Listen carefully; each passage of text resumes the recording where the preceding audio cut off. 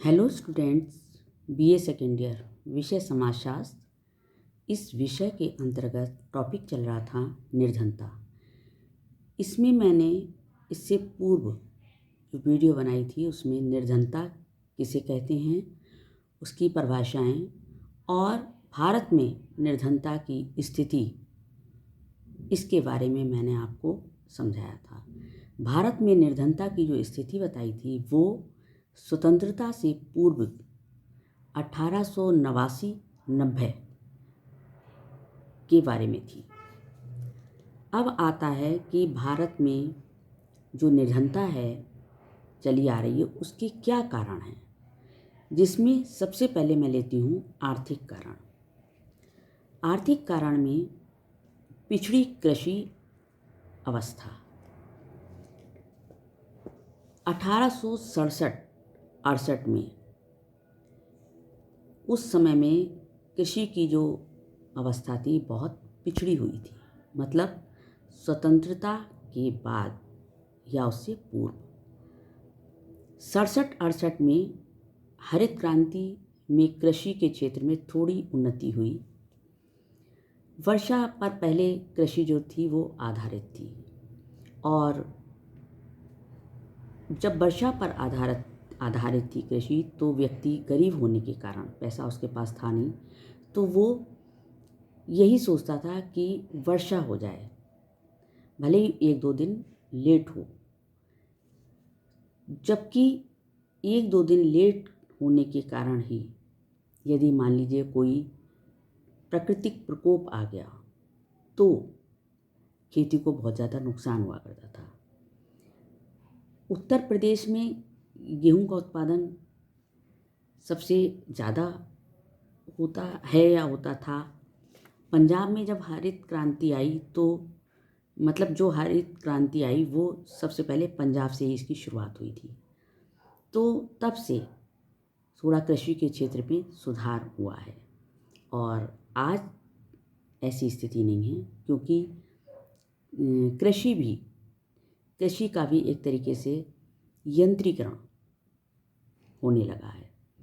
अब एक साल में 2 या 3 खेप ले ली जाती हैं कृषि के।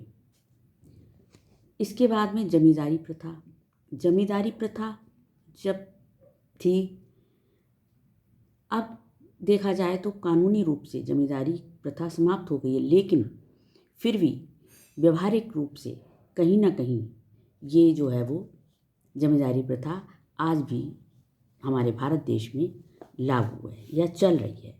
इसमें क्या होता था कि जमींदार लोग श्रमिक का शोषण किया करते थे, उनको कर्जा दिया करते थे और उस कर्जे के ब्याज में उन मज़दूरों से या श्रमिकों से काम करवाया करते थे, और इस तरीके से वो गरीब किसान कभी भी कर्जा नहीं उतार पाते थे और वो गरीब के गरीब ही बने रहते थे। प्राकृतिक प्रकोप नेक्स्ट है। इसमें क्या था, बाढ़, सूखा, पाला, ज़्यादा बारिश हो जाना। इससे क्या होता था कि फसल के नष्ट होने का भय रहता था, किसानों को इससे बहुत ज़्यादा हानि हुआ करती थी। इससे भी निर्धनता बनी रहती थी। जब भी मज़दूर किसान खेती करते थे तो इस टाइप का कोई भी प्राकृतिक प्रकोप यदि हो जाता था तो उनकी खेती को नुकसान होता था, जिसकी भरपाई उनकी नहीं हो पाती थी।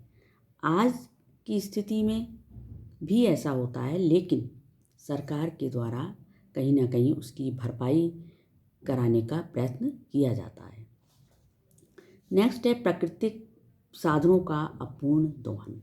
हमारे भारतवर्ष में कोयला, शीशा, लोहा, तांबा, जस्ता, ये सारी जो प्राकृतिक साधन हैं, इनका बहुत सारे ये विद्यमान है, लेकिन इनका उचित रूप से खनन या प्रयोग नहीं हो पाता है और इनकी सबसे ज़्यादा चोरी होती है, जिसके कारण जो है वो भारत देश में इसका लाभ भारत को नहीं हो पाता है और उससे जो है वो निर्धनता बनी रहती है।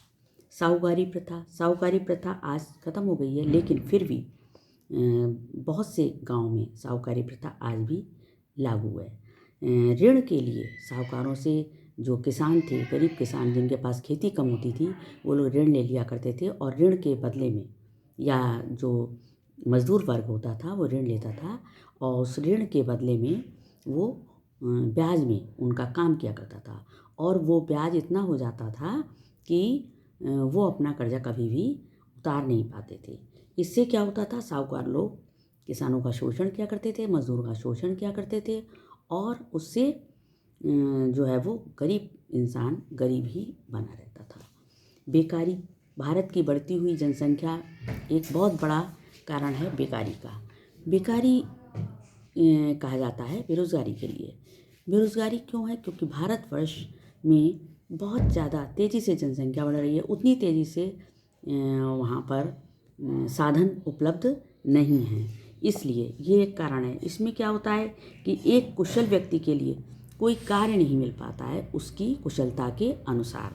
जब एक कुशल व्यक्ति के लिए उसकी कुशलता के आधार पर कोई कार्य नहीं मिल पाता है तो वो कार्य करता है जो एक अकुशल व्यक्ति भी कर सकता है, और कम पैसे पर जब वो काम करता है तो वो एक बेकारी का ही रूप होता है। और औद्योगिकरण एवं पूंजीवाद, आज हमारा भारतवर्ष औद्योगिकरण के रास्ते पर चल पड़ा है और पूंजीवादी देश बनता जा रहा है। लेकिन इससे क्या हुआ है कि कुटीर उद्योग धंधों का ह्रास हुआ है और औद्योगिकरण से व्यक्ति की बेकारी बढ़ी है। और इससे क्या हुआ है कि जैसे कि मान लो फैक्ट्री आ गई हमारे शहर में, तो उससे बेकारी होगी और औद्योगिकरण से नगरीकरण बढ़ेगा।